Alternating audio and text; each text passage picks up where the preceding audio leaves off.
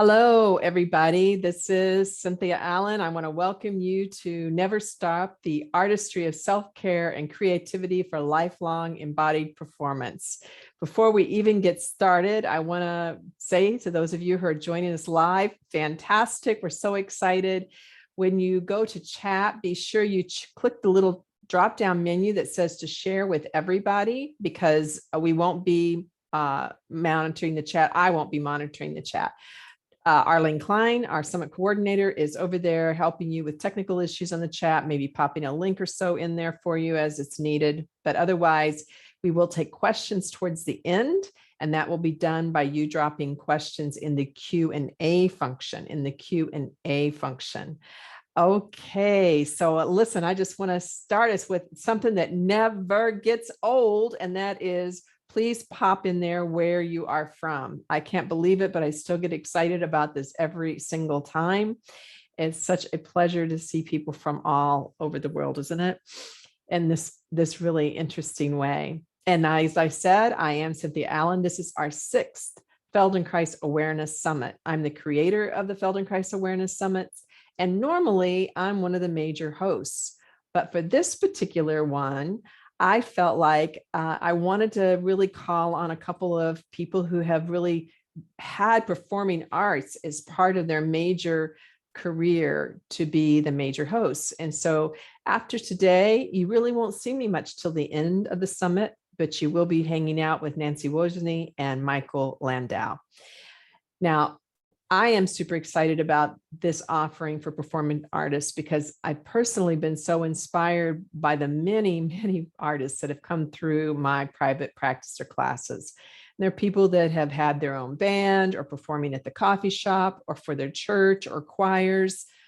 They've been performing in the Cincinnati Symphony Orchestra or international operas, dancers, musicians, actors. It has been a tremendous pleasure. And I know from you all that it's been a good benefit to you to bring the Feldenkrais method to your lives and performances. So I so hope that those of you who this is new, this whole idea of somatic education, and you're wondering what is somatic education, you're going to get a really good insight into that here with this.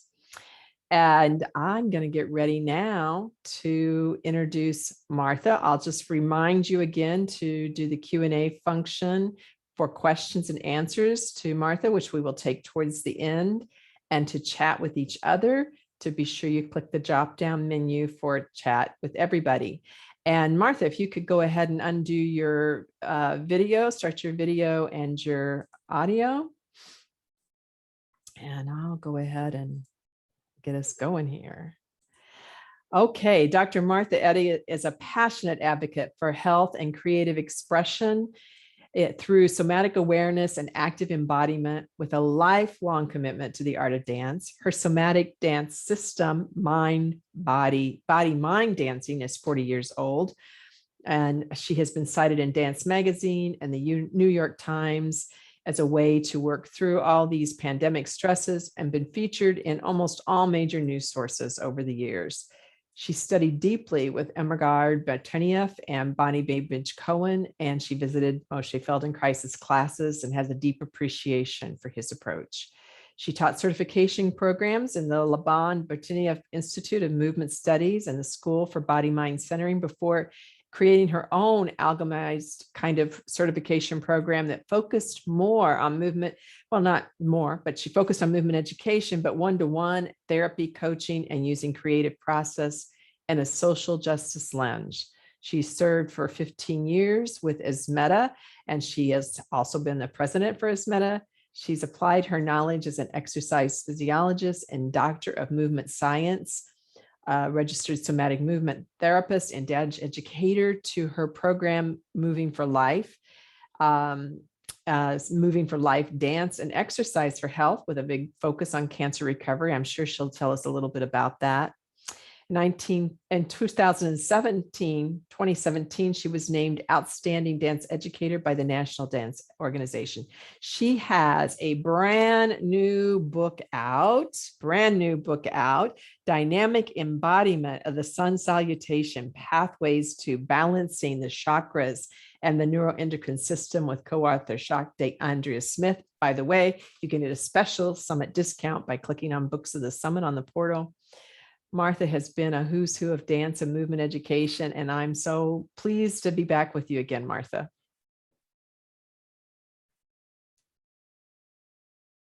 Great. Really wonderful to be with you. Thank you for this amazing invitation. I think Future Life Now really is a terrific name and a terrific product that you've been developing. And I just hope everybody here appreciates how much you do, Cynthia. So I feel loved. I do feel loved for that, Martha. Thanks for saying that. It's a pleasure to have you back again. I get to now work with lots of people, and you're somebody that every contact with is just a joy. So I appreciate that so much. So I know you're going to start diving in pretty quickly because you have a lot of material here to help us with. And also want to let people know she's going to lead a couple of movement experiences for you. So there's going to be some chatting and some lecture, and then also a couple of movement experience. And let's see, Sarah's saying your volume might be able to be a little bit louder. Do you know how to set that up, Martha? does that make a difference? If not, I will go into volume settings. Sure. There we go. How is that? Okay, go ahead and speak up just a little bit and we'll be okay. Yeah, and I don't think I've been projecting as much as I can, so I can do that. I think you normally talk a little louder, and we got that nice little soft moment together. Yeah. Okay, Martha, so I'm just going to let you take it away. Does that sound good? That sounds great. Okay. Hi, everyone. So I'm going to be talking to Cynthia because she's who I can see, but I'm really thinking of all of you, and I'm so happy you're here today.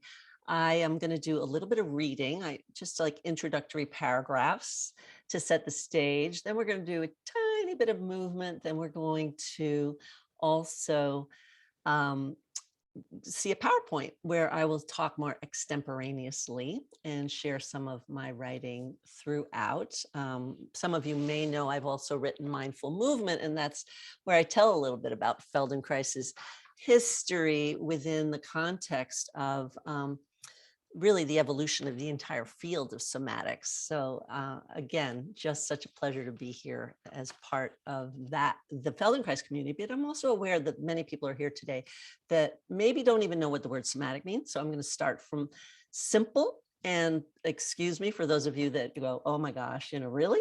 But we want to be as inclusive as possible. And that's part of this whole theme of today, of this talk, which is how can somatic performance, and we'll even talk about what is somatic performance, be a force for social change. And one of the first things I think of is inclusion. So how do we make sure everybody feels like they're part of this community? And so again, thank you for bringing us all together.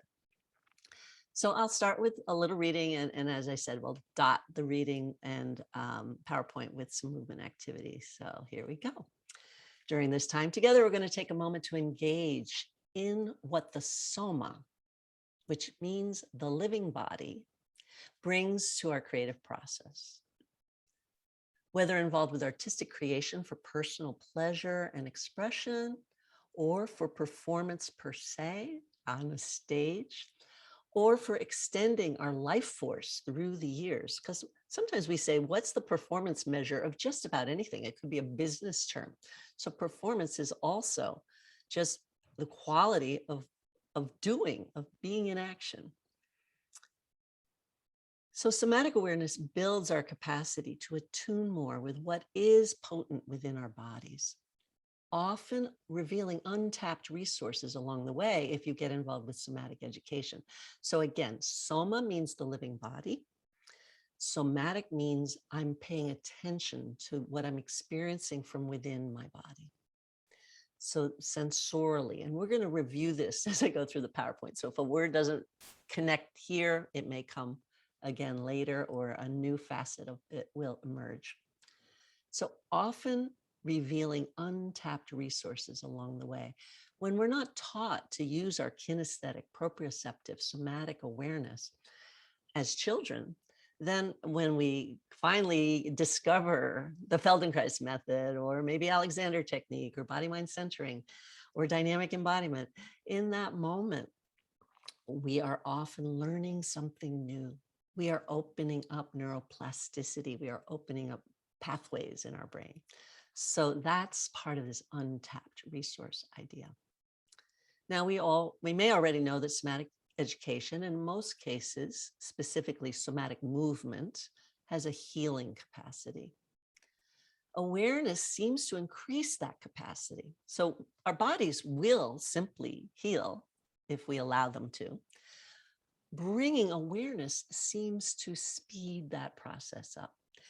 And I'm going to talk some today about early brushes with aging, and then also just the natural shifts in our body as we get older.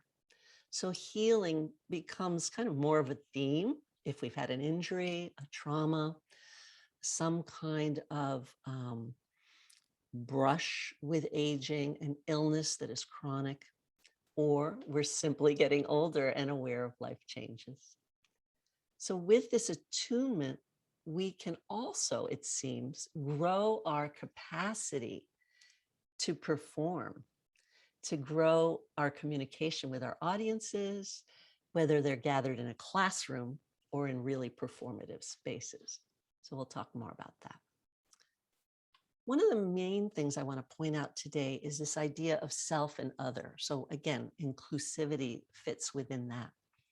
So whether you create or teach art for yourself or for another person, there's an internal and external aspect of developing even the most ephemeral of products. For those of us in dance or perhaps live stage theater, really prior to video, but certainly even now, there are those moments that do not get recorded, or we know that the moment that we were with people, and of course, that's another really tested experience now with COVID, is a time to be remembered in a way. And our body remembers this. Our body has cellular responsivity. So our cells and our self, those words are kind of close. I think that's interesting in the English language. Cells and self are retaining information. However, a lot of it had to do with being together with other people.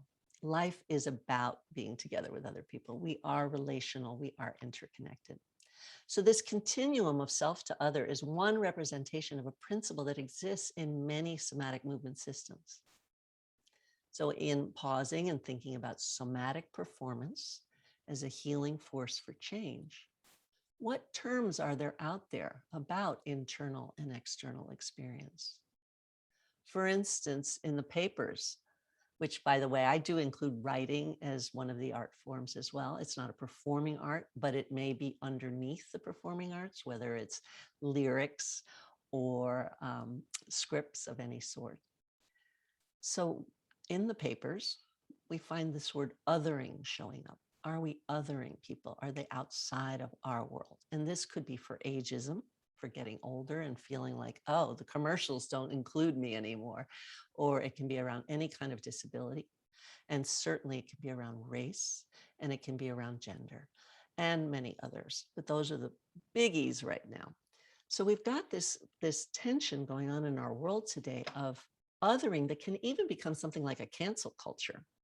So that what comes to mind for me with that is even bullying, and the way even people in power can bully people. You don't have to just, it's often people that don't feel empowered that choose to claim power through bullying. And what I'm getting at is that bullying gets particularly difficult when it is one's boss or one's leader of any type.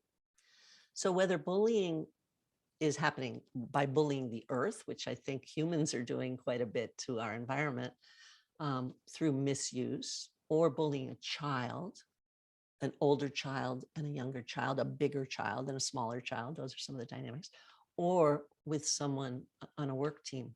These are all dynamics we want to look at. And theater, for instance, is really working with these.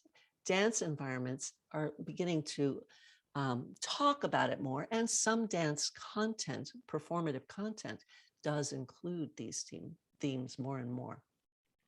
And music, also listening to lyrics, but also in the tensions and fullness. So as we think about healing force for change through somatics, I believe as we pay attention to ourselves, but realize we're in this self to other continuum, we can be more alert to these kind of tensions. These dynamics of how we treat one another can really be investigated from within, but they also need to relate to action outside.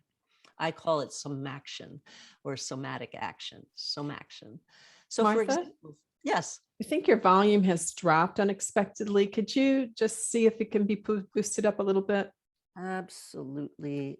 Gonna try a couple things. Just tell me if anything makes a difference. Otherwise, I will switch to a headset because I have that as well.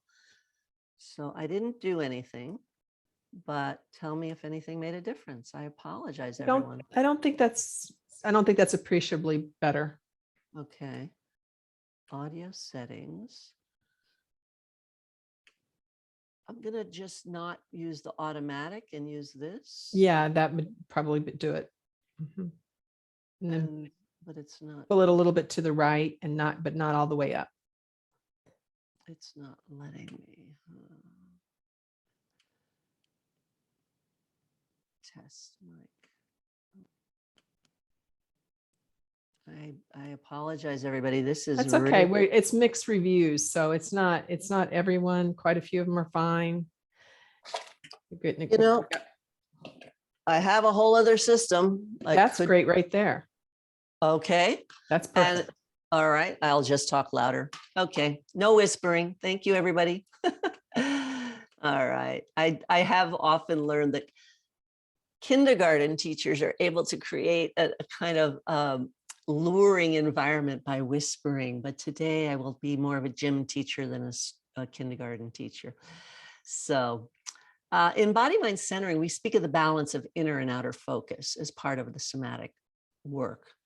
In a social somatic setting, which is this idea of taking into account social dynamics and what we're doing and could relate to oppression, we ask, who do we perceive someone else to be? So that's something for each of us to think about ourselves as we get older, about the content we're delivering.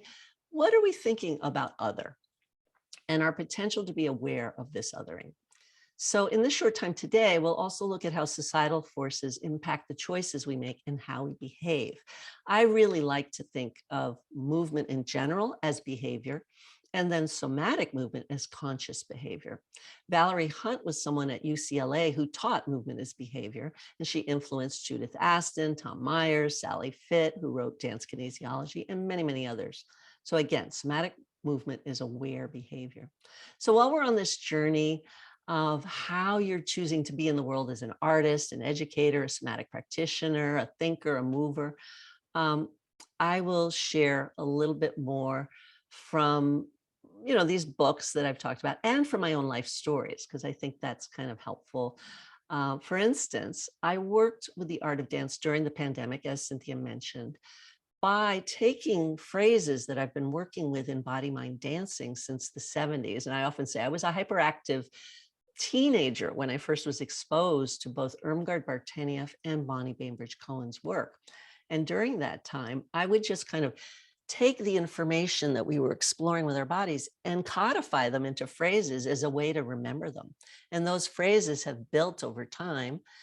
Similar, I went into private practice and then I went, where's my dancing spirit?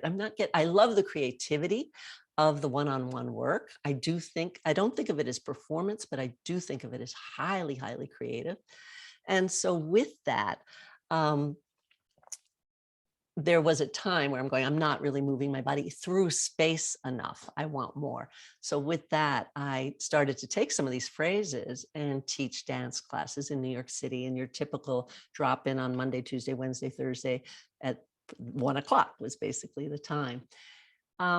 So that's the history of body mind dancing. It actually got named by another group. I was in Toronto. I was teaching how to work with the endocrine system, which is the glandular system, part of the BMC, body mind centering work. And they said, how about teaching a dance class in the afternoon? I said, sure. And they called it body mind dancing. So I said, okay, stick in with that. during the pandemic, people were coming to class in such a different way. First of all, on Zoom. Second of all, in large numbers. Third of all, tired, exhausted, fearful, anxious. Very different emotions. I mean, end of the day tiredness I was used to, but this was a whole other level of isolation. So during that time, I found that by directing the work in pretty much similar ways, people could move through those in just 45 minutes to an hour by first talking about it in small groups and then using the movement and the music to shift their attitudes, their body history and memory into the present of taking care of self. So here's self with others. The other part, the coming together with each other, is harder on Zoom. I can't wait to do more of it with everybody together again. I'm so happy to have gone to my first 2 performances when I was back in New York this last 2 weeks. And the energy of just being in an audience again was amazing. Safely, with masks, having looked at vaccination cards and all of that, we were able to see people like Elizabeth Streb doing her slam dancing and other dance forms. Kyle Abrams doing dance to the music of Nina Simone. And here we are, hundreds of people together attuning to that energy. Then the next week, I was able to go to Caroline or Change, which is the follow-up. Well, I'm sure there are others, but many of you know the work of Tony Kushner and just the brilliance of looking at some real horrible dynamics in life. And he wrote this in the 90s. So it was looking at a Jewish family with a Black maid in Louisiana. So again, theater is evocative. Acting, dance, music classes, and the playing of music is very important, the energy behind it, for just kind of facing what we're facing. So with that, I was able to develop body, mind, dancing, small steps for relieving stress, but also moving through trauma. And of course, we're all really looking at the impact of the pandemic, of this great racial reckoning that's going on, and many of the other kinds of war and poverty issues that have been with us in our world for a long time. And then, of course, climate disaster.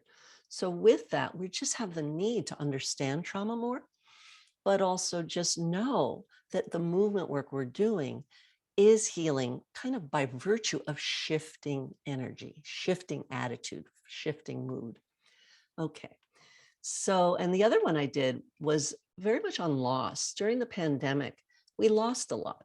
We lost our rituals. We lost our favorite coffee shop for a while. We lost maybe lives, people that we really loved, or we lost jobs. So working with the dance process somatically, I don't think I could have done this with a typical dance class where you just follow the teacher. It's very much the guided process of allowing people to have their own responses that is really critical to my experience of what somatics is.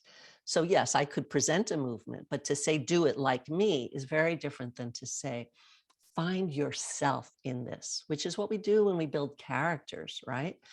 And it's what we do when we find the quality of musical tone, phrase, chord, really get behind it with our breath, with our whole bodies. So I believe these are focal points that can be adapted for any art form. And yet adding in that somatic component is what amplifies the authenticity and the psychophysical aspect. Now, each of us has to decide how comfortable we are with a range of emotions emerging. Those in theater are pretty good at it. In dance, we're getting there. I don't know what's happening in music, but I hope there's a comfort level for at least being alert to people's grief and possibly their stress. So for the musicians, I want to shout out to Madeline Bruiser, who has for absolutely decades, since before the turn of the century and millennium, wrote a book called The Art of Practicing, which is all about somatic applications to music. And I just loved working with her on a little section of that book. For the writers, I think I'll just hold up right now. This is the first book we've written from the Somatic Writing Collective. So we've been both online and in person originally back in 2018. talking about and then writing, or moving about and writing, or writing and then moving, working with the body as a source for the written word. And for the theater mavens, I just had a really great time when I used to teach at the experimental theater wing of New York University, NYU. And there we would use, and this, I hope everybody recognizes this terminology, but neurodevelopmental movement, meaning the first year of life, or actually I say it could be 28 months if you start within utero, and then you have your first year of life, and maybe you're someone that didn't walk until you were 1.5. So we're talking about a chunk of time. But this early period from is a period of life of conception to growth, to birth, to learning to walk, if we have the capacity to walk in our bodies, has been a time where certain patterns are established. And so that neurodevelopmental piece is really fun to explore in terms of characters. Do I stay more in my symmetrical place? Am I more a right-left kind of person? Am I someone who grasps and reaches for the stars? Am I more spinal and maybe sunken or really bulging? So these are, I'm using Laban language to describe it. I got to do a lot of this with my teaching at Marymount Manhattan College, which has a very robust dance department. We have like 200 majors, and then also musical theater and theater. And they really embrace the somatic work. So for those of you that are in universities, I want to do a big shout out for the idea that the university is a place that can uplift this field. And I hope more of this is happening in music. And I know it is happening in theater. So what do we say about the somatic awareness? It aids performance. It helps us access our creativity. It encourages bodily self-care. It opens up neuroplasticity and new habits of mind. So my hope is that by understanding that change and movement are inactive, there are also ways to express choice. And choice is really the liberator, right? If I have a choice, I don't feel as oppressed. So that can be applied across the board. I'll just say it helps to practice making decisions from your soma, the living body that knows its own needs and has tools for self-regulation. And these tools can be helpful as we experience and feel into the different types of oppression that exist in our society. So this idea of slowing down to feel, which is a shared attribute of somatic inquiry across all the different somatic systems, also allows us to experience how unfairness or injustice impacts our bodies, our minds, and our behavior. It can also lead to discovery of resiliency factors, breath, or finding that we can feel grounded through our strength by pushing into, yielding into our chairs, for instance. Maybe take this moment right now to take a breath. I will slow down and feel whatever contact you're making with whatever surface. So you might be standing and feeling your feet. You might be sitting and feeling sit bones and thighs, or you might be lying down, and just notice that you are being received, that you are being supported. And then notice if your breath can move into those regions, because our cells are breathing. Oxygen and carbon dioxide exchange is at every cell. And we might even be happy to work with the image that the space around us, even in the places not touching floor, chair, surface, sofa, bed, is breathing with us.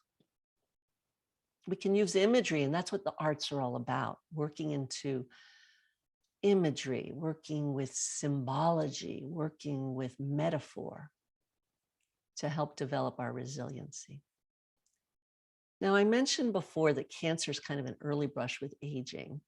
And what I love about it is it's also a path to finding our way back. So I've been working with people that have had breast cancer in particular, but all forms of cancer now for the last 22 years. And I'm going to share a little bit. If you want to stand up with me, you can. Just a little bit of like 2 minutes of movement without music. It usually has music, of moving for life. And so I will just see how this looks. Here we are. I'll tilt it down a little bit. And we're just going to do some kind of shaking out, which, by the way, the trauma research now, of course, is that animals, when they have an injury or some kind of macro trauma, they vibrate, they shake. So let's just take a moment and do something for Moving for Life where we just start to kind of walk in place. And I'm doing a contralateral walk. So if you want to do that, where opposite arm and leg are coming together, just go for it. But then I'm going to go out to the corner here and just wiggle and wiggle my leg. And if you need to hold on to do it, or if you're sitting in a chair, that's fine. So we're wiggling, and then we're letting that wiggle come up through the pelvis, the chest, the shoulders, and you're going to say hi to me, hello, and then drop, and then on the other side. So just getting this kind of wiggle going is part of our isolations of body parts, but also coordination of connectivity from one part of the body. And we're up in our shoulders now and out through our fingers and hands, and drop. So let's just do that one more time. Just take a little walk and breathe. Notice how just the walking changes your breath. Some of you might want to kick. Some of you might want to shake as you walk. Might want to push with your hands, might want to use a gesture, see just what you're in the mood for. And now we're going to go into the other side, but it doesn't matter which side. First your leg, then your hips, little shimmying out your elbows, fingers, and drop it. Another side. So this is a little more dancey, but if you slowed it down, you could learn even more about your body, where it stops and starts, maybe in your pelvis or your spine. Take a little more time, find the tiniest vibration, and then shake out your shoulders, your elbows, each digit of your finger-hand relationship, and maybe even your head and face, and let it go. So in Moving for Life, we move on from there to do a lot of different aerobic activities, but that involve draining the lymphatic system and other kinds of breath. So I'm going to shift gears right now and go to share screen and just show some photos. You're going to see some other, I thought I could do this without stopping, but we'll just go here and here. Okay. I'm going to skip slides that have words because you've heard a lot of words from me. Reviewing that Soma is the living body and somatic education is paying attention. Our tools are breath, movement, touch, sound, and talking, describing our experiences. And then this idea of the neurodevelopmental, based on how babies learn to move. The work we're doing today is mostly around somatic performance, is mostly under the domain of somatic movement, but it could also relate perhaps to a dance therapist doing somatic psychology or other kinds of work with psychology, or somatic body work might help performers.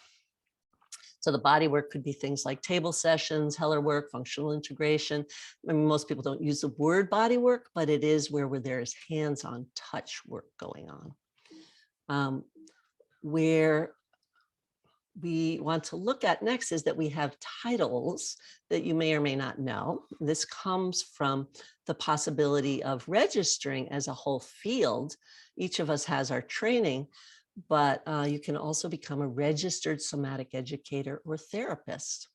And each of these can be informed by this social somatics that I talked about, being aware of both inclusivity, potential oppressive dynamics, wanting to care about the culture and society at large.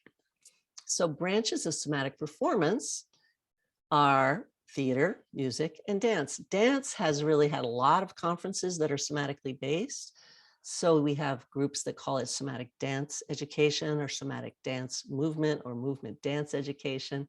And it's META, our International Somatic Movement Education and Therapy Association, also registers somatic dance educators. So why do people get involved with this that are interested in performance? Often it's to improve your movement to match up to a task, a character, a certain note that you have to get. I used to work with the symphonists at New York Symphony, as well as out of Philadelphia Symphonic Hall. And it was really interesting. I certainly learned that my sessions were not really good to do in season because I was breaking habits that were causing pain. Like violinists, before we had the larger apparatus, were using their head and neck and eye relationship in reading music that was causing quite a lot of neck distortion. So what we would do is meet off season so that we could break these habits, change things, learn to breathe differently, find exercises that could be useful for recuperation, and then come back to the task at hand when the and take time to improve in performance, and then go back to being in the orchestra itself. So it enhances coordination. It can be for overcoming pain. It can be used for injury or trauma work if you're trained in trauma-informed methods. Breaking what we might call negative habits. I do believe all habits have a purpose, but they may not be serving that purpose anymore. But for today, we're also really interested in how the somatic process can literally enhance our thinking and our creativity. So it unleashes parts of ourselves. So here's a poster of a performance that I did in about 4 years ago, where we just brought in the students from a school, some of our work in body mind dancing, and the global water dances, which is an environmental dance that we taught the students, and had a kind of a lecture dam about somatics all woven throughout it. Something I highly recommend. You might be able to bring this into, a slightly more academic setting, but where people want to learn about this healing force. And I just love this. We work a lot with the alignment of the spine in all of our disciplines. And so looking at a child who has quite an alertness through her back and a dad who's kind of letting go.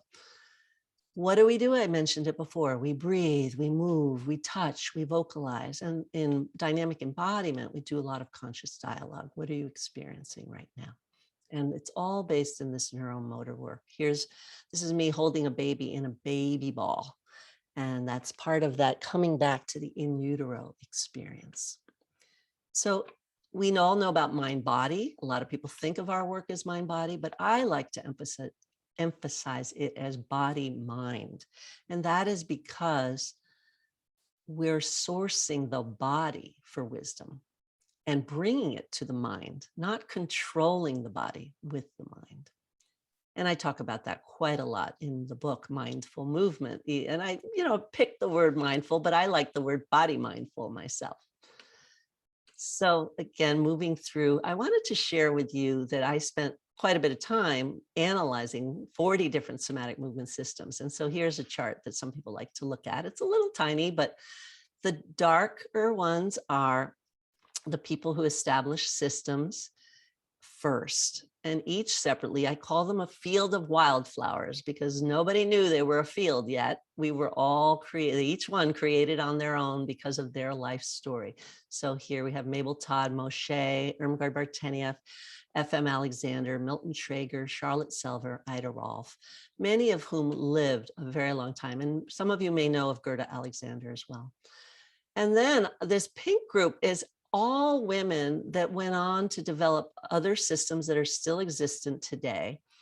And I just think it's fascinating that they're all dancers. Every single one of them had training in dance.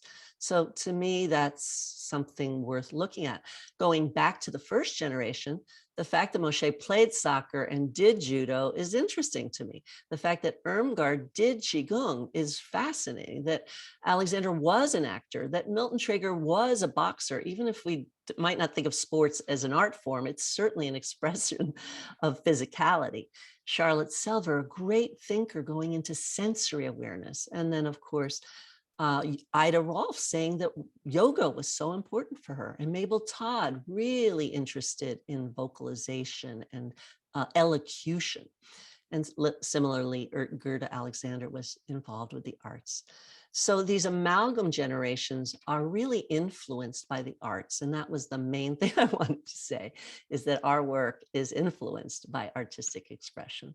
So this just looks at those second generation, these different influences, including Del Sartre and Del Crow's, and also Afro-Cuban dance with the case of Emily Conrad. Why it's actually Afro-Haitian. So that's a mistake. I apologize. And then William Reich also being a huge influence. What do? We slow down to feel, like I had you do with your leg just now. First we wiggled fast, then we felt more. We breathe more deeply. We often invite people to lie down. We don't have to. And we're often interested after the lying down to then applying the work to something very specific, like, oh, it hurts when I wash the dishes. Let's see how we can release that tension, find a new coordination, learn from ourselves through doing the action itself. I was delighted to find that every system cares about the three-dimensionality of the body, and then also about these novel coordination pathways. So these are what I found to be the core of all somatic work. There are a lot of different somatic systems out there. Each of you will have to find and already has found perhaps the system that really resonates for you. And that's great. Here we have me working with children. So a lot of my work has been not so much in dance, but in this idea of self-regulation and coming out of the trauma, you could say, or in some cases, but in most cases, the stress of being a kid with learning disabilities. So when children have learning disabilities, especially when I started 30 years ago, they were stigmatized. They might have been bullied. And so my big interest was to move beyond just having 5 senses taught in schools, but to begin to look at the proprioceptive and kinesthetic senses that are the basis of somatic awareness being taught. So this is called exteroception and interoception. Interoception began as a word about the viscera, but it's being used more broadly to talk about internal sensation. So being able to, kids can perceive if their shoulders are up to their ears, if they're tense or just tense in general, or if their body shape is small or large, or if they can't stop or start. You can teach them a little bit more with kids with ADD and ADHD about stopping and starting. We also work with standing tall, that's that postural piece, but also when am I off vertical? And this relates to the aging piece. Kids naturally like to tilt and fall and spin. That's the vestibular system, the very system that was established, the first nerve to myelinate in utero, establishing our relationship to our mothers. So what are we doing there? We're moving because she's moving. And we're perceiving that we're moving through that vestibular system. So we're bonding to our moms through her movement, her rocking of us. And of course, what it is to be a mom these days has totally changed, whether you're a surrogate mom or many babies at once. But nonetheless, we have this inner ear stimuli that is really important for our sense of ourselves and our sense of our relationship with others. So I'm trying to convey this more through using dance and movement, but also making it palpable for your classroom teacher. And so that's the Center for Kinesthetic Education that I started about 20 years ago. So I'm not going to get into this one in much detail, but I do want to say that part of what we're doing in somatics and in somatic performance and in working with aging is noticing how much we perceive. What do we sense? Have we opened up to all 10 senses? Can we balance this internal experience of the soma with the external somatic experience of taking in from the external environment through sound and touch and smell and all the other things? So looking at this inflow and outflow of the sensory motor, I call it motorcycle, is kind of fun and very important for looking at where we get stuck and where we need to make change. I think we go to arts to shake things up a little bit, to get away from our daily norm, to perceive differently, to get new images. And that's a lot of sensory input. And I would like to encourage more theater goers and art performance goers, whether it's music, dance, or theater, to then have a motor expression outward, because that's what's going to shift our culture. to be able to talk about it is good, but how about respond in like form? We used to sing together more in folk dance and folk music. So again, this is reiterating, why do we do somatics? For personal healing, for sure, to consider an understanding of the systemic nature of all situations, that we're interconnected and interdependent. And that's that audience performer relationship that can be transformed through this perception of how are we taking information in and what are we giving out and how is it received and how can the response be, yes, clapping, that's wonderful, it feels good. Yes, some call and response that can happen. What else can we do that keeps that cycle going and that is inclusive of everyone? So we need more than to just focus on ourselves, but finding peace in ourselves and happiness in ourselves is a good first step. I think I may end there. I'm going to flash through just this slide because I do want to say that I think part of lying down and slowing down is getting into the parasympathetic part of ourselves that just needs rest.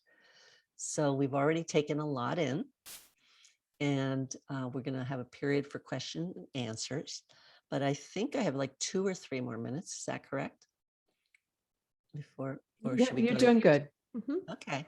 I can even go 10 minutes, but I thought I'd engage you and turn off the slide share for a second in a little inquiry of your own.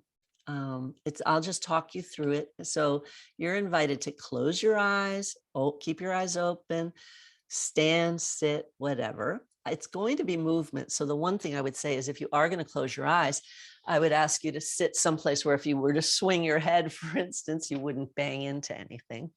So this is something called active witnessing. Active witnessing is an amalgam, a blend of authentic movement, which is a form of really body psychotherapy and used very much in dance movement therapy, but also with the lay public, where we often do close our eyes. Today, again, you do not have to, and you don't always have to in authentic movement either. But it's about letting whatever is inside you rise up, allowing the body to guide. So that very process of allowing the body to guide us is a somatic process.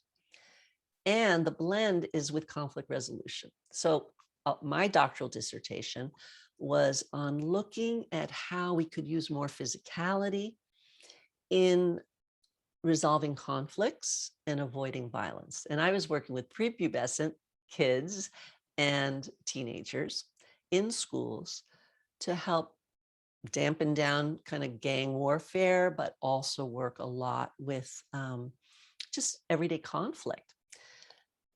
So what did I do? There's something called CAPS, cool down, which is our breathing. That's one way to cool down. Grounding, we all know about this, most of us now.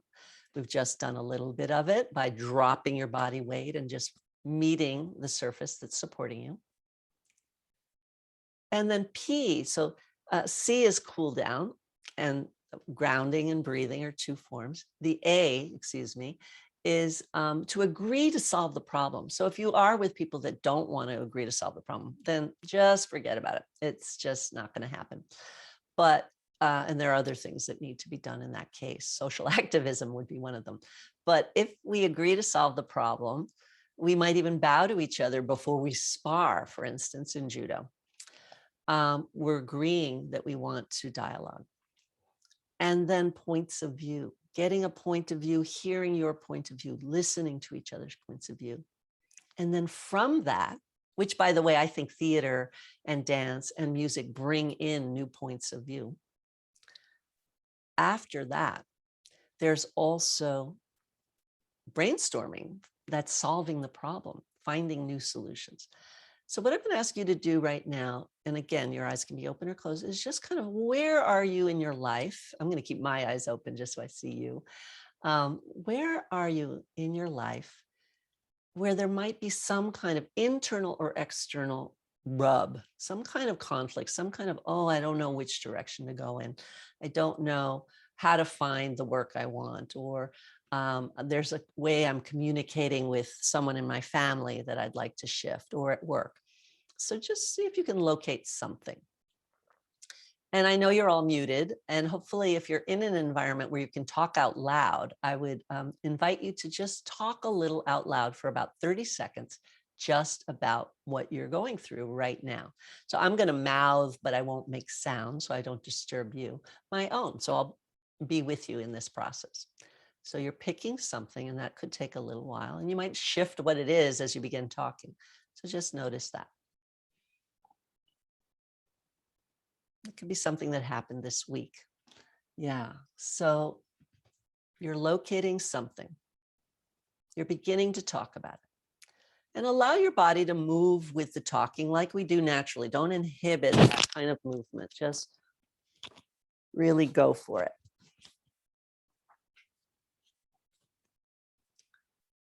And you could breathe out, and you could move a little more actively if you want. And then you've been talking for a bit. I'd like you to drop out the talking, but keep the movement going. And begin to exaggerate. Now, some of you may be standing and stamping or walking or swinging your legs or torso. Others may be more just using your hand, and that's fine too. So just find a way to exaggerate what you're doing at this moment.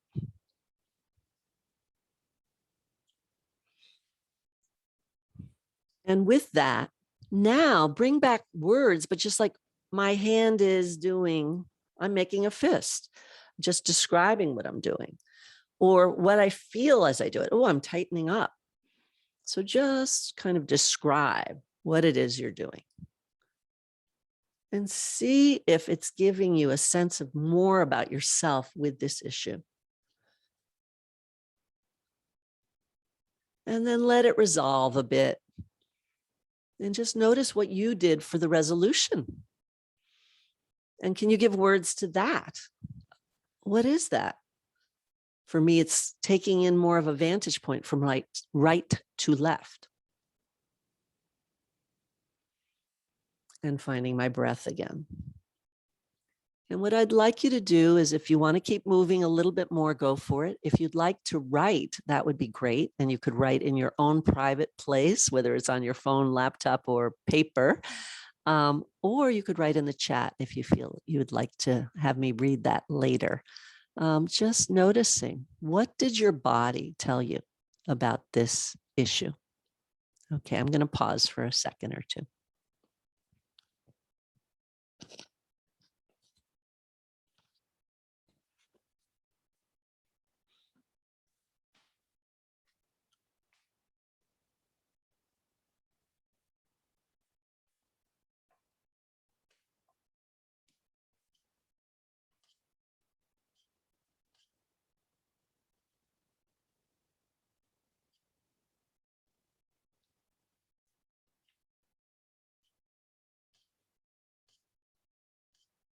So again, that was an experience from what I created called active listening, a combination of authentic movement, allowing movement to arise from within, and active listening. So if we were with partners, then our partners would reflect back. We might talk first about our experience, and then our partners might reflect back either the movement they saw or words. And I set it up in different ways at different times. I have written about this, so if there's interest, I can share those resources too. I love it. So we have somebody saying, my body told me to stop worrying about money. That makes me happy. All right. Lots of sharing here. Thank you very much. I didn't know that I could share this in such a quick form until just last week. I was with Embodiment folks. And I did want to say that there are many of us that are trained in somatics, those systems that I pointed out. But there's also many people that studied martial arts, or that have been exposed to the arts through teachers that were watching the creative process and were naturally interested in the body. that come to this work, and they call it embodiment. So embodiment and somatics are kind of a Venn diagram with a pretty big overlapping circle. There are some differences. But anyway, I was doing this in just 7 minutes and they said it worked. So I said, okay, I'm going to try it with y'all in just 4 minutes today. So I'm curious to learn how it felt for you. Do you want to share anything about that, Cynthia? Did you get to do it? I don't know if you did. Oh, I was unfortunately not really able to do it, but I just see how many beautiful things are being shared over here. I was cleaning the air with the movements of my hands and arms. My body told me to stand up and move in bigger ways, to take more space. My body tells me I can let go and choose not to be inside the problem anymore. My resolution was dropping out of worry and into the trust of the heart. So, and I found my bird totem. So many beautiful things being shared in that very, very brief time. Oh, wonderful.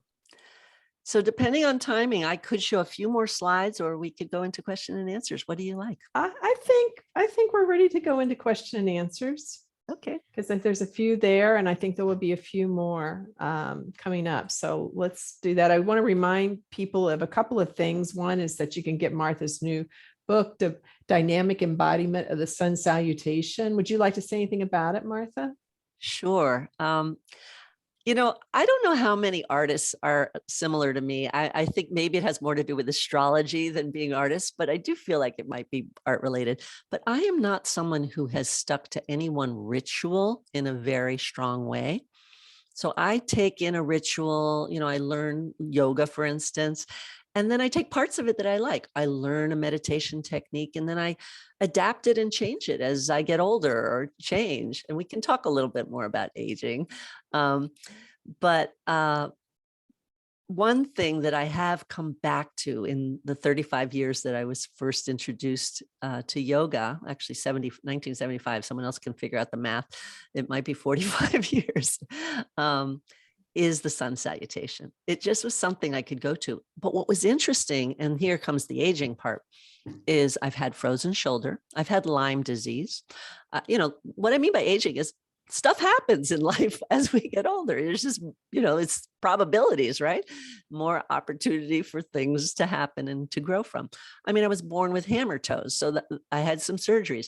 Each of these things have limited my movement at some point.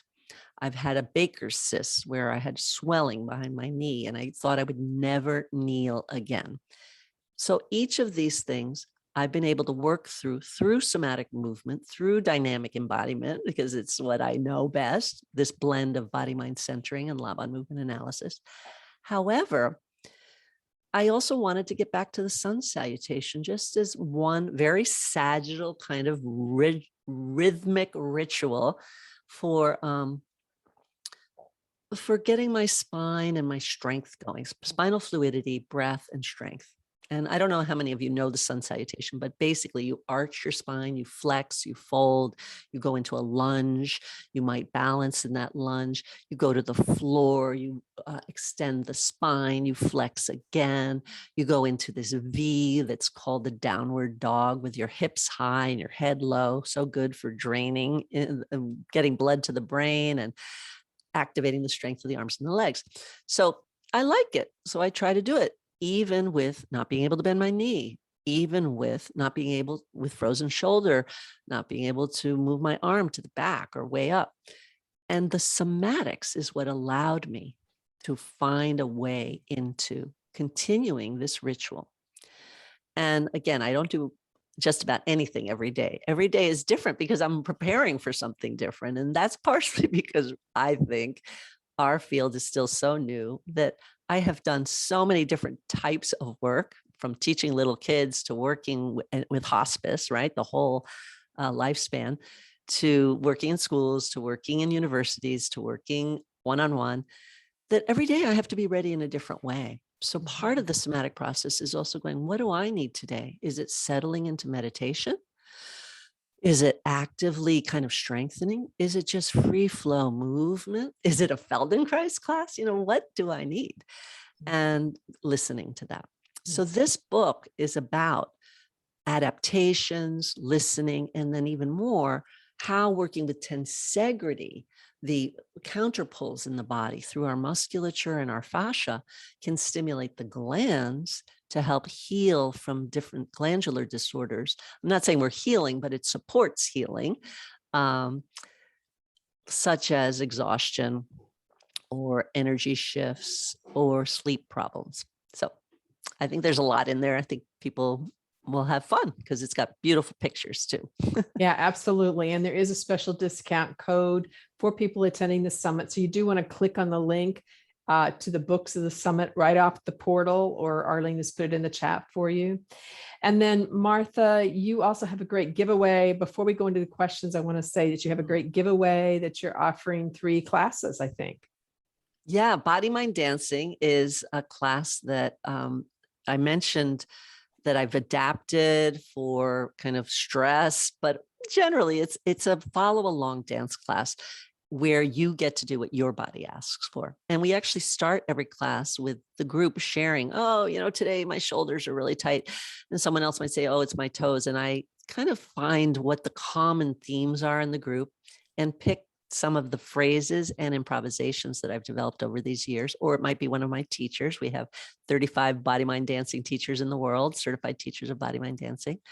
So you're welcome to get this and come to 3 classes for free. And they're offered kind of sporadically throughout the week. They have quite a few on Tuesdays, one on Thursday morning, another on the weekend, you know, that kind of thing.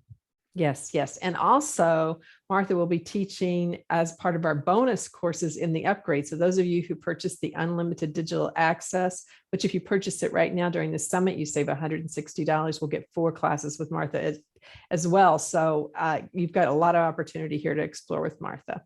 Yeah, I think that'll be a special group too. That'll be a special group. We'll get to know each other and really go kind of deep into the work together. Yeah, I think so too. And I think I'm really looking forward to it. And so you mentioned a couple other books, and then we're going to dive into the questions. And people are wanting you to hold that original book about the collective process, I think, back up. Yeah, this is called the Somatic Writing Collective. And our group involves, you see a photo right there of our fearless editor of the Body Mind Centering Journal, which is called Currents, and that's Kate Tarlow Morgan.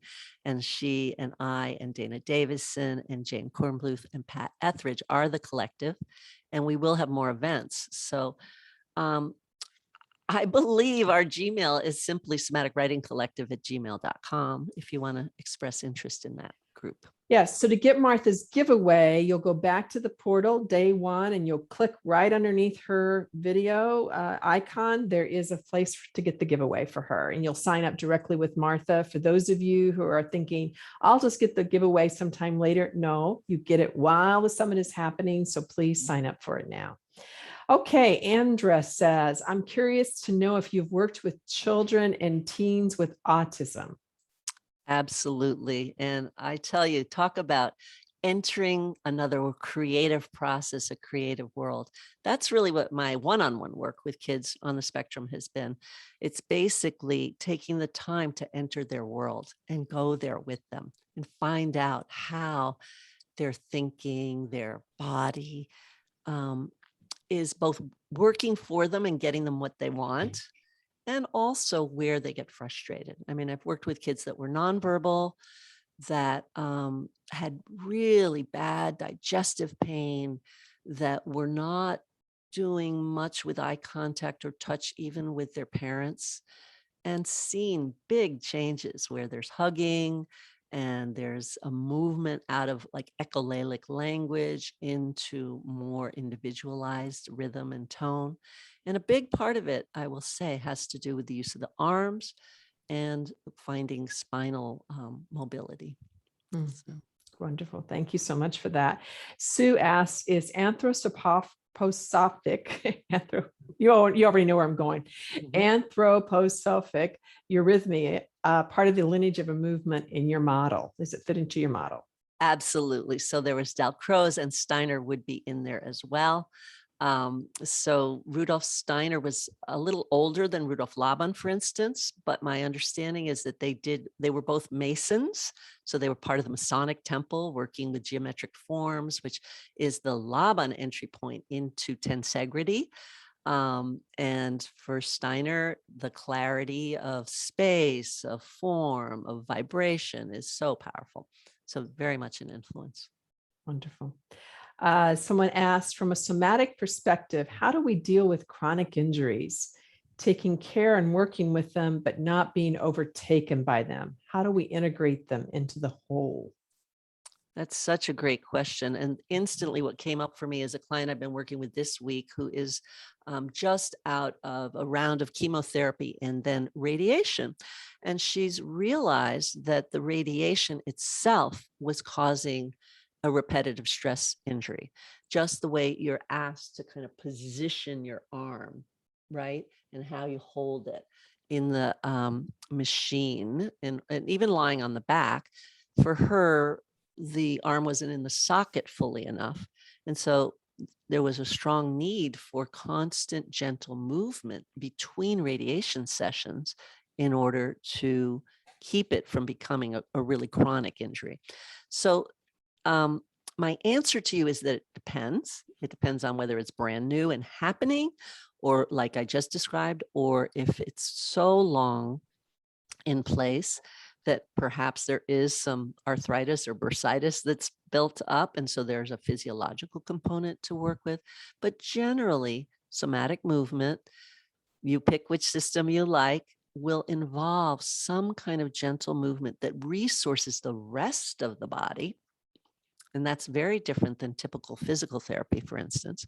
So if you come in with shoulder pain, you may end up doing a lot of work with your pelvis and ribs to realign your body so that your shoulders can rest, and then find breath and fluidity, and then find a shift in that joint.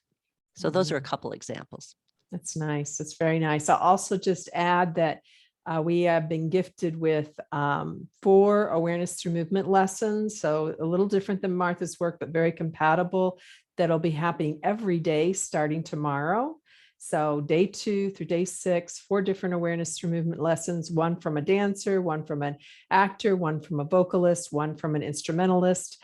But they actually are all, I think, very accessible to a wide range of people, regardless of what you're struggling with. It might give you some cues to self-care as well that way. Let's see. Connie says, will you include the Q&A period in the replay? We will, so you don't have to worry about that, my dear. You will be able to hear the question and answers at the same time. Vanessa, thank you so much. Can you recommend something for moving beyond pain? I'm healing a hip injury without pain meds. Mm-hmm. So I worked a lot. I was the wellness coordinator at Riverside Church, which is a big church in New York City. And there was a mindfulness meditation teacher that really worked with the mind and pain management. So I do want to recommend that if you haven't just worked with meditation, that's a place to possibly go. Then the other is something I created in working with cancer patients. There's something called neuropathy. So this is just an example. It's not necessarily your pain if your pain is joint pain, but neuropathy can cause joint pain. Neuropathy means pathology of the nerves. And so often it can have either tingling, numbing, or kind of just swollen stiffness. And so what I work with is what I call override. So if you remember when we talked about the senses and the 5 senses, when we get to touch, there is pressure. What does touch read? What do the touch sensors read? Pressure, temperature, and texture. So sometimes when there's pain coming in, it's a signal telling us that something's wrong, you can play around with other stimuli to both override the pain and then be able to get some movement in there. So we work with pressure a lot, and that's somewhat what a practitioner might do when they're touching, is give some pressure to the area. Bone pain really responds well to pressure, which is so important in cancer treatment as well. So this kind of bone pressure or relief is possibly like moving through your foot from toe to heel. Depends on the part of the body, how to get the pressure, how to make more contact, how to breathe into it, and then find some movement. Thank you. Roberto says, is it possible to connect somatic experience with cognitive learning? Can you give some practical examples? First of all, I think it's great that you use the word somatic experience. And there is also a capital S, capital E, somatic experiencing. So I wasn't quite sure where you were going with that. So somatic experiencing is specifically around trauma recovery, and it's quite good. I find that it's very similar to what the kind of things I figured out over the years, just by virtue of people coming to me for a session and then discovering that they had had trauma. It's again about slowing down, really feeling, finding resources, breathing, and envisioning what we do want. So in terms of cognition, that's actually been some of my life work with children, right? It's like there are these kids and they've got these disabilities that are learning disabilities. Can movement shift that mentation? Can movement help to bring a different kind of cognitive ability? So I've worked with kids that were intellectually impaired and kind of sort of slow with developing speech as well as numeric working with arithmetic, that kind of thing. And I'll work a lot with rhythm. I find that is so helpful. So bouncing, and I think it was a Feldenkrais practitioner that first had the little mini trampoline in Amherst, Mass. And we in the body mind centering community really took off with that. So using the trampoline to bounce, or using the big physio balls and bouncing, either sitting on them or pounding on them, and getting rhythm to awaken. This is great for the kids on the spectrum too. Anyway, it turns out that if you can do these neurodevelopmental patterns, progressing from breath to whole body coordination, these are terms I use with school teachers, so you'll find they're simpler than some. Head spinal movement, bilateral symmetry, right, left body half, and cross-lateral quadrants, where you now have 4 choices of how you move your arms and legs. That is moving. And the theory from body mind centering is that they're literally moving into different parts of the brain. And we've mapped out exactly what parts of the brain have been stimulated by those different patterns, with different variations for whether you're pushing through those patterns or reaching through those patterns, whether you're compressing into your body or expanding out into the environment. So there's research to be done. I started that research with what's called polygraphy. We use EEG, which is for the brain. We use EKG for the heart. We use EOG for the eyes, and EMG for the muscles. And guess what happened? The equipment exploded. It couldn't handle movement, at least that kind of movement. So our next study is going to be just to mentate, just image that different movement and see where it goes in the brain. And now that MRIs are getting more sophisticated, functional MRIs, we want to do more with that as well. Wonderful. That's great. Great question. Let's see here from, oh, I don't know who this is from, but this is an incredibly basic question. Any and all movement we do is somatic in nature. So what makes somatic work different? I'm newer as a teacher in the world of somatics, and while I know how to embody the difference, I have trouble putting it into words when other people ask. That's great. I mean, what I often will say is go back to the root word, like, why are we even using the word? So again, soma is the living body. The idea that the living body, without needing cortical functioning, high brain, is able to self-heal. Like you get a wound and, you know, it helps to clean it and maybe put some ointment on it, or if you need stitches, get stitches. But generally, you don't have to tell your body what to do to heal. Your body knows. That's a cellular wisdom. So the somatic work is simply allowing what wants to happen, but we get in our way a lot. So when you're describing things to people, I mostly say, can you be both aware of what your body is saying, like we did in the little exercise, but also honor it and use that information. I think that's the big shift. So yes, as soon as you move, you are, and we are somatic beings, there's no getting away with it. But if you don't pay attention to the cues, you're not really mining it for what the body gives. And if you don't let the knowledge kind of inform your action, which is why I called the subtitle of my book, The Evolution of this, this is the mind the Mindful Movement book. The subtitle is The Evolution of the Somatic Arts and Conscious Action. It's really about that behavior change. So that was a very long answer. The main thing I would say is it's becoming aware and using the awareness. So I love that Feldenkrais called it awareness through movement. That was just brilliant. Yeah. Well, it wasn't his first choice, apparently, but it's what happened when the editor got a hold of the book. I'm not sure what happened with it. But Jennifer asks, I'm very interested in the topic of aging. Where will you be teaching this? Or are there other resources, books of yours that you would recommend? Well, thank you for that question, because Moving for Life is a nonprofit organization that I basically was an idea from 3 people, but I made it birth and grow. So for 22 years, we've been offering free classes. And now, of course, with COVID, they're online. So there are many people our mission is to provide somatic fitness. And we don't use that term, but basically this is somatic fitness, dance aerobics for older adults and people of any age affected by cancer. So look up movingforlife.org and come to that. We haven't written our book yet. It's coming. We have lectures, though, a lot.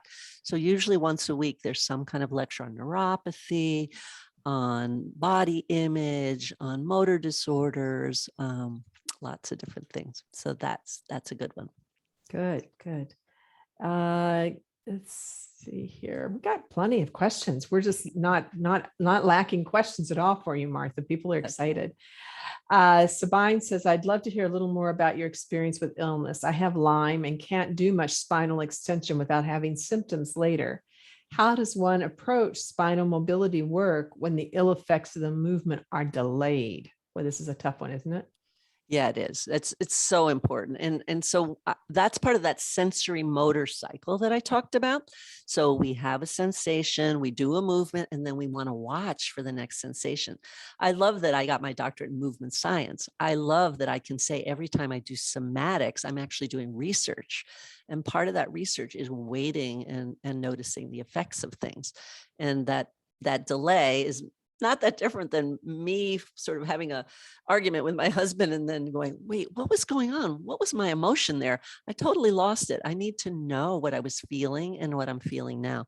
So that is a time process. And I would say go lighter. You learned from what you did. So now you're going to do gentler and smaller. You're going to bring in another image. Someone asked in the chat what a mentation is. It's thinking, how you use your mental abilities, which could include imagery. So you might imagine, and I love this about the Feldenkrais work also, if it didn't feel good to do it, how about just imagining it there? And the ideokinesis work of Mabel Todd, I have to say, Amit Abraham has written quite a lot of his research studies up as a physical therapist on how mental imagery impacts performance. So maybe just imagine it, maybe put on music, maybe do a tiny version of it, just not as much. Maybe start just getting into being up and down and tall before going into. I'll add one more thing from body mind centering, which I love, which is something we call sponging. So rather than thinking muscularly and tightening the muscles, you can think more on a fluid level of squeezing the fluidity of your back and just kind of hugging your back as you move into that back space, closing into the back space. Also thinking of opening the front space, really lengthening at the same time. Those will help the extension process. That's nice. You might like Ed Woodall's first lesson tomorrow too. Which is not done in extension, but it is the use of the imagination in a really powerful way through the length of the body. So you might enjoy that, trying that out tomorrow. Let's see, from Sharana, do you have any suggestions for scoliosis? Went to many PTs. I'm older, so it does not improve. I have had some great results with younger people, and I have worked with people. I think one of my friends now has another thing about our world. You know, we start out colleagues or students, and we often become friends. Had 2 people who have not had surgery, but have pretty severe curve. One had a more like a 26-degree curve. Another had a bigger one. again, basing from the dynamic embodiment work, but really based in the body mind centering work, we work a lot with what we call organ support. And we also can activate the organs. So by moving more from the organs rather than the muscles or the skeletal system, we can, it's a theory, I call it a principle of body mind dancing, and also a principle in dynamic embodiment. Rearrange the furniture, which means, you know, when you clean your house, you have to move the sofa and get behind there. And it's sometimes hard to do, but it's so great to get the real dust out. So in this case, it's moving the organs, and that'll involve peri-organ fluid, that'll involve fascia, the connective tissue. But through the movement of the organs, the spine can kind of go for a ride and get a little rest. There are people working with breath techniques that are quite potent. A woman out of Switzerland, I'm forgetting her name right now, but I've written about her in Mindful Movement. It's in there. So yes, people are getting change from scoliosis, but it is constant management. The way Lyme disease is constant management. I have to say, with Lyme, I work with infrared saunas. I've had chronic Lyme since 2008. It's a long time. So infrared saunas, non-inflammatory diet, working with herbal support, but then movement, and what I'm calling body work, which many of us would call also somatic movement, but with hands-on facilitation. Let me just add a question from Nikki that's not the same, but involves the spine. So I'll put it together at the same.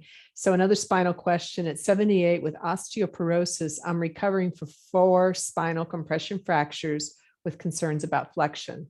Sun salutations would take many modifications. You have any thoughts about where she could orient herself to? Well, actually, the sun salutation is one place where you can just keep the spine in extension when you flex at the hips, and if you don't have loose hamstrings, you bend at the knee and ankle joint too.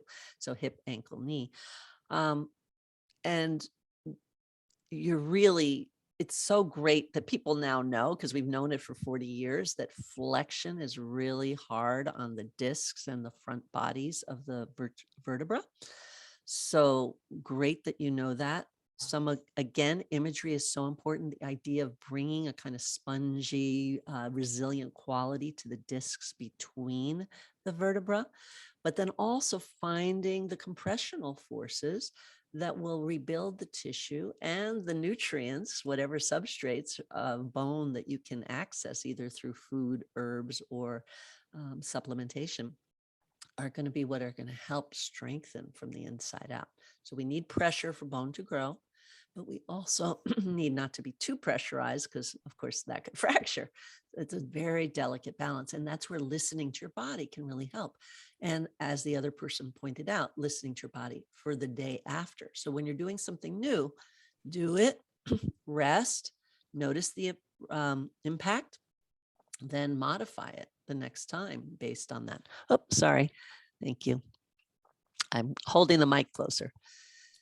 Yeah, thank you for bringing up the aging question, because that was the other piece. We do believe that somatics in general, by paying attention and modifying and adapting and getting support from experts in the field, and or finding movement classes, whether it's somatic movement classes that are specific, and or dance or theater or music classes that use these theories and systems, are going to teach you to pay attention to your own experience. And as you do that, you'll be able to do what is healthiest in the aging process, both get supported because we are going to age, and you also learn some recuperation from stimulation. From Corinne, is there one movement you would suggest we begin our day or close our day with? Was that a movement? I didn't. One movement would you suggest as we begin our day and or close our day? Again, I'm the person that said I don't even do the same thing every day, right? So then to say everybody should do the same thing every day is different than my philosophy. I did get an image right away, so I'll share it in a minute. But someone else asked me a similar question once, which is, as a movement expert, is there something everybody should do? And I said, get a dog. Now, why did I say that? It's because I was the only other person out in the park in the morning or in the winter besides people with dogs. People with dogs get out and walk. We know walking is our most important exercise. So even if you have to lie down and pedal your legs and move your arms, you know, some people aren't able to get up and walk. There is that coordination that is so important. But the other movement I'm going to demonstrate, I'm going to put the mic down for a second.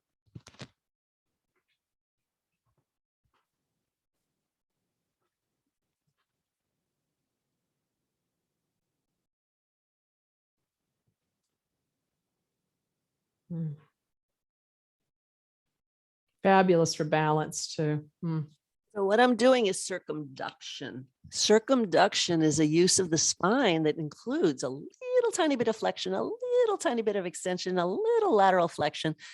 And it's not taught very often. I got reminded of it. I mean, I certainly learned about it when I was studying anatomy and kinesiology, and I certainly have done the movement before, drawing little circles on the ceiling, from a person who is a Tibetan Buddhist monk who says he's actually in line to be the Dalai Lama. It's possible.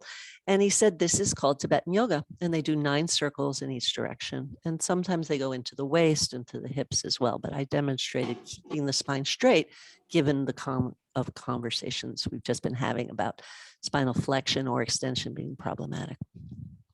Thank you. Do you have a book that you feel addresses stress in the hands and shoulders? I think of Martha Partridge. She has a book on pain and somatics. There's the whole somatic work of Thomas Hanna, who coined the term for the whole field. And she's a somatics practitioner in his lineage. But I don't know a specific book just on the hands and shoulders, although Madeline Bruiser's book, and someone asked me to state it again, is called The Art of Practicing. And so she is a pianist. And so some of the questions are around shoulder and hand use in playing the piano. So perhaps it can be generalized to other kinds of manipulation of the hands and fingers. Solana says, as a contemporary dancer looking to enter the world of somatics, but not knowing where to begin, are there more resources like the diagram you showed that summarize the influences or pathways in this field? Where would you begin?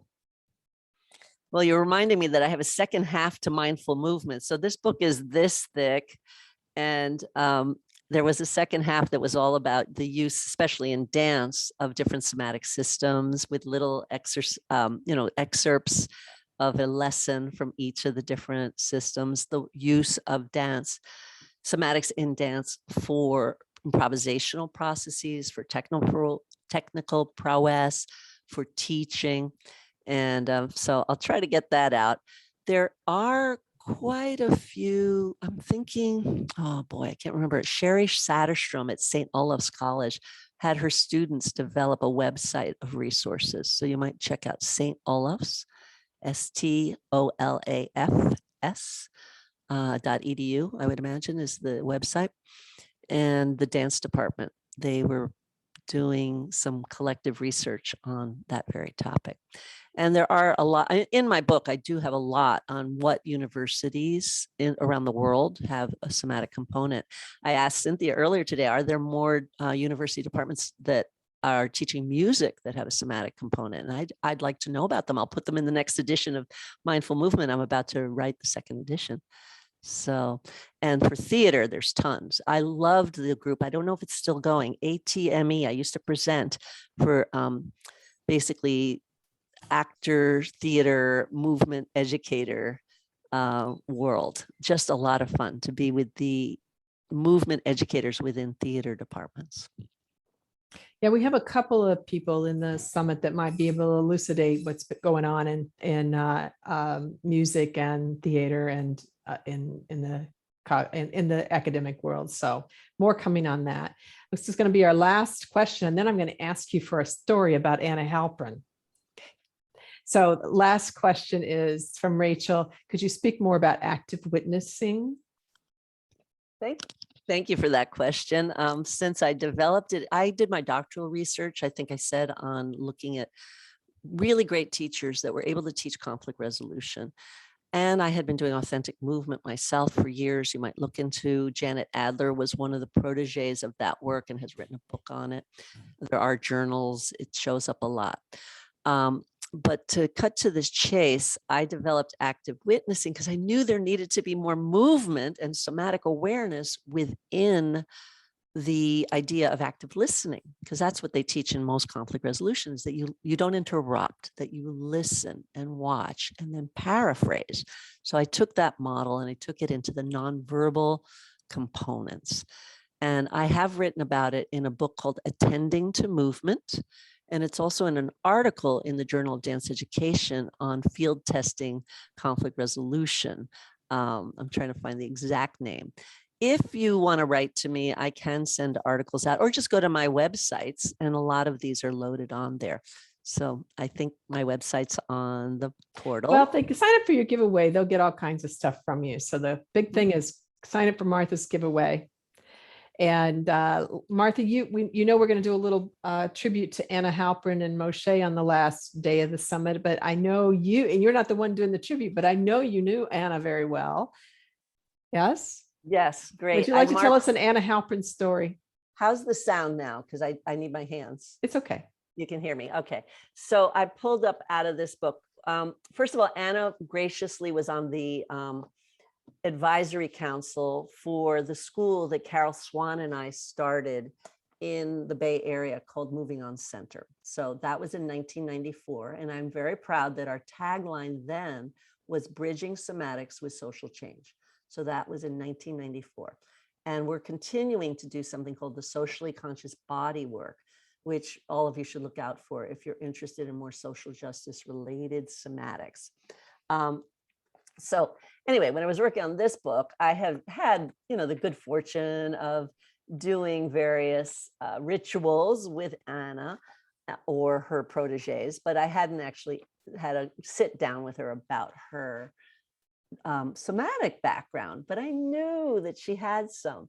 So she talked a lot about her dance educator, her dance teacher, Margaret Dobler.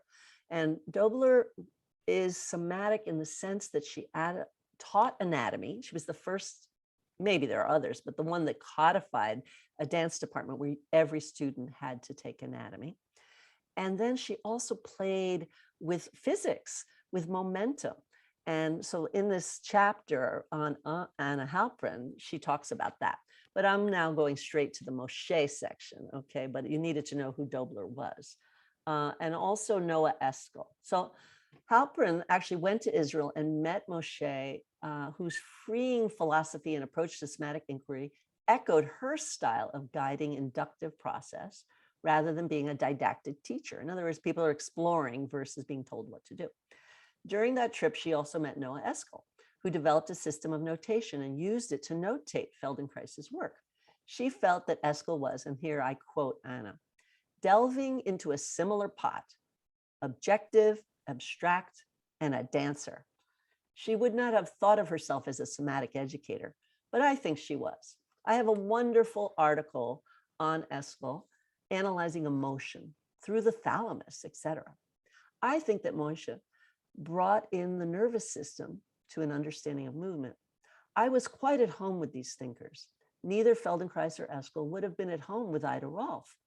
Both Dobler and Moshe had something in common, and that was creativity. Moshe wanted you to experience your movement.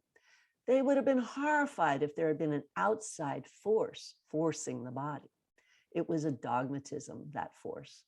Moshe, as a Jewish person, mistrusted dogma. You see, there is the Jewish philosophy that comes into this, which is mistrust of any dogma. So he came at it from a philosophical point of view. He would say, try it this way, now try it this way, now that way, what feels best to you? Constantly coming back to your experience. He gave you objective material to explore for your own insightful response. That's lovely. Thank you so much. And you know that we have a second keynote coming up today at 5 p.m. Eastern Daylight Time. Donna Blank. You guys go back a long way.